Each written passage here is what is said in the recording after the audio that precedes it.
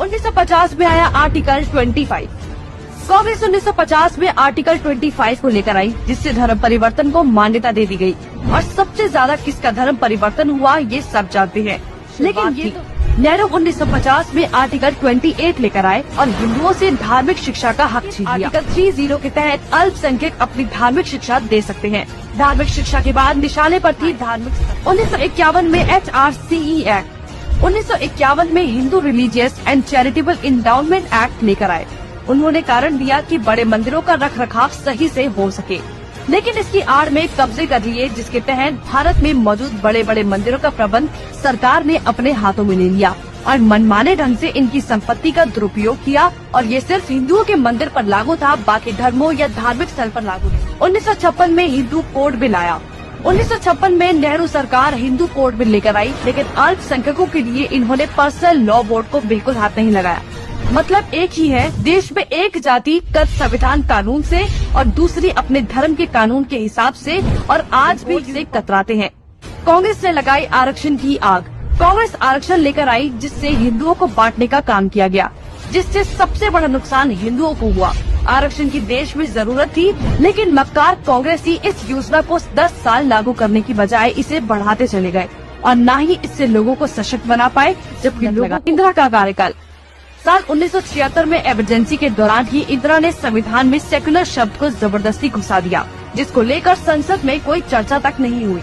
मतलब कि हिंदू बहुसंख्यक होते हुए भी भारत हिंदू देश नहीं कहलाया जा सकता। जबकि आप हमारे आसपास देखेंगे तो सभी मजहबी देश है, लेकिन हिंदुओं के लिए कोई देश नहीं बचा। इसके बाद हिंदुओं के कानूनी अधिकार और इतिहास निशाने पर थे। 1991 में पूजा स्थल कानून। 1991 में कांग्रेस ने पूजा स्थल कानून बनाया, जो बेहद हिंदू विरोधी कानून था, क्योंकि इस कानून के तहत हिंदू, सिख और जैन मुगलों के कब्जे से मंदिरों को छुड़ाने के लिए लड़ाई ही नहीं लड़ सकते। उनके पास दलील सुनने का कोई कानूनी अधिकार ही नहीं छोड़ा गया।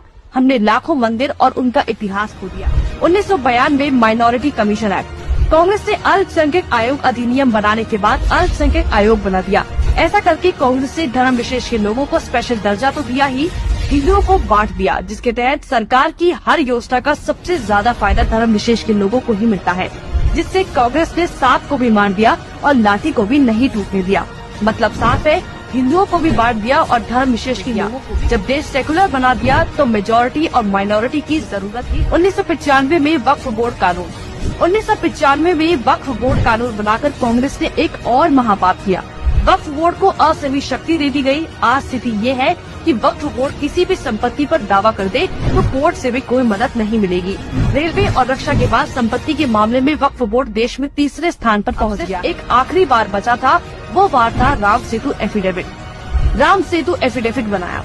हिंदुओं ने फिर 2004 में कांग्रेस को चुन लिया, तो कांग्रेस ने इसका इनाम देते हुए राम सेतु एफिडेविट बनाया और भगवान श्री राम के अस्तित्व को ही नकार दिया और काल्पनिक बताया। आस्था और धर्म पर वार करने के बाद अब कांग्रेस ने हिंदुओं को ही बदनाम करने का प्लान। 2009 में हिंदू आतंकवादी घोषित। 2009 में फिर से हिंदुओं ने कांग्रेस को चुना, तो उसके बदले में कांग्रेस ने हिंदुओं को ही टेरर घोषित कर दिया। कांग्रेस ने बहुत ही चालाकी से एक एक कर हिंदुओं के धर्म, अधिकारों और शिक्षा के अधिकार को छीन